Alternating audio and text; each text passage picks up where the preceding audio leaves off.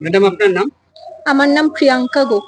কোন স্কুলে চাকরি করেন? আমি দেবীনগর কৈলাসচন্দ্র রাধারানী বিদ্যাপীঠে চাকরি করি। কত সালে চাকরি? আমার 2016-র এসএসসি প্যানেলে আমার নাম আছে।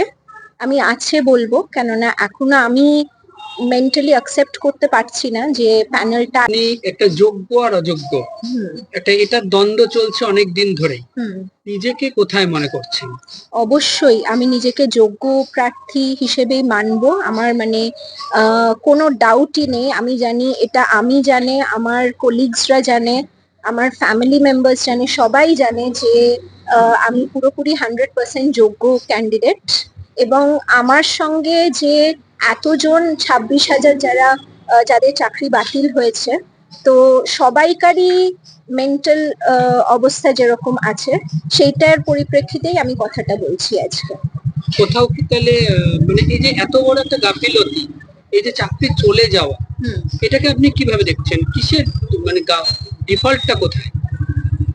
ডিফল্টটা দেখুন, আমি কাউকে ডিরেক্টলি দোষারোপ আমি করতে পারবো না বা করছি না। আমি জানি যে আমি নিজের স্ট্যান্ডে আমি নিজে ঠিক আছি।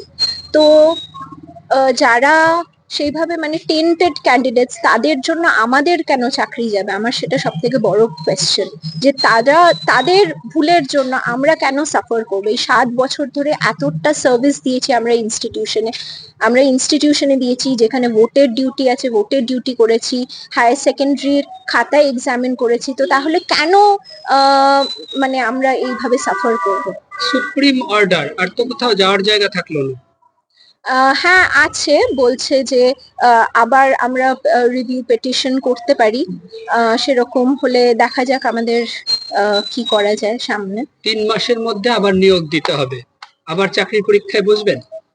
সেটা একটা বড় কোয়েশ্চেন, কেননা আজকে আমাকে যদি 1-2 বছর পরেও যদি বলতো যে একই পরীক্ষার জন্য বসা, সেটা আলাদা ছিল। আর 7 বছর পরে, কেননা মানে ফ্র্যাঙ্কলি স্পিকিং, আমরা 11-12-এ যেই সাবজেক্ট ম্যাটারটা আমরা পড়াই, আর তার সঙ্গে এসএসসির যেই সিলেবাসটা আছে, অনেকটা ডিফারেন্স। তো আমাকে আবার সেই 7 বছর পিছিয়ে গিয়ে সেই পড়াটা করা, আমি আজ সকাল থেকে মানে নিউজটা পড়ার পর থেকেই আমি ভাবছি যে মানে কোথা থেকে স্টার্ট করব আমি?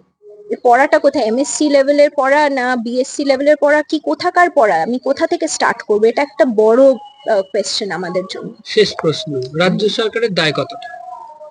আহ দেখুন, এটা তো ব্যাপারে আমি বলতে পারছি না। রাজ্য সরকার চাইলে মানে আমাদের অনেকটা সেভ করতে পারবে। যোগ্য যারা প্রার্থী আছে তাদের তালিকা যদি প্রেজেন্ট করে ঠিক মতন, তাহলে হয়তো আমরা সেভড হতে পারবো। কিন্তু সেটাই তো দিতে পারেনি রাজ্য সরকার সুপ্রিম কোর্টে, যোগ্য আর অযোগ্যের এই ডিমার্কেশনটা সেটাই তো দিতে পারেনি। হ্যাঁ, তার জন্যই তো আজকে এই অবস্থা। তার জন্য এই অবস্থা। এবং এখনো আশা করছি যে যদি মানে গভর্নমেন্ট যদি প্রোভাইড করে, তাহলে অ্যাটলিস্ট আরো ফার্দার যাতে মানে হেনস্থা হওয়া থেকে আমরা যাতে সেভ হতে পারি।